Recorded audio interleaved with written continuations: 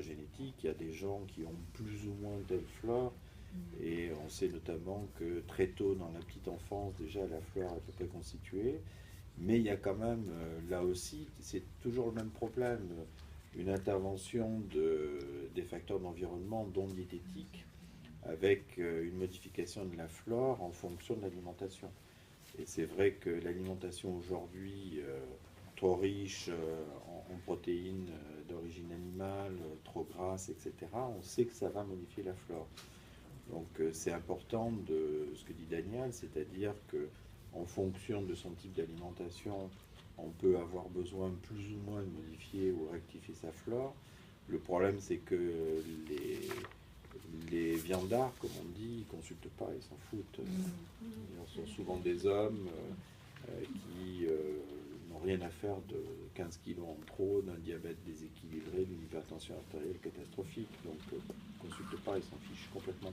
Mais alors, excusez-moi, ça veut dire, on parlait de génétique tout à l'heure, donc il y a la génétique et l'épigénétique, les facteurs. Oui, voilà. Donc oui. ça veut dire que dans une famille, par exemple, où il y a du diabète, ou sans, bien évidemment, sans recourir à des dépistages génétiques, est-ce qu'on pourrait imaginer que comment dire, ces pratiques-là, enfin, ces mesures-là de façon préventive, peuvent avoir un intérêt justement Oui, bien sûr. transversal, de modifier la prédiction. Ouais, c'est ça.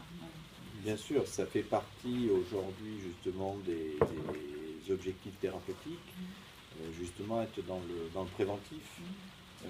Dans le préventif pour, dans les familles à risque, notamment d'obésité, de diabète, etc., de modifier l'alimentation pour modifier la flore intestinale et éviter autant que faire se peut l'apparition de la maladie métabolique. Mais bon, ça vient de temps en temps, c'est un vieux pieu. Hein. Je raconte toujours cette histoire qui est une histoire vraie de gens d'origine portugaise qui trouvaient que l'huile d'olive était très bonne.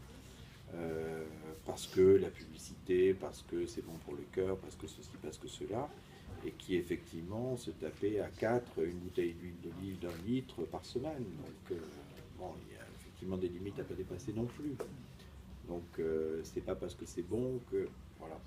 Donc, le préventif, oui, ça fait partie aujourd'hui des objectifs.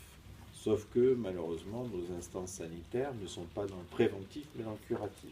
Et donc, pour l'instant, il n'y a pas d'études, de protocole de recherche qui voilà, c'est toujours le même. Non. Et pareil en oncologie, parce que j'imagine que ça aussi. Alors, en onco, je ne sais pas. Donc, je ne sais pas vous répondre. Mais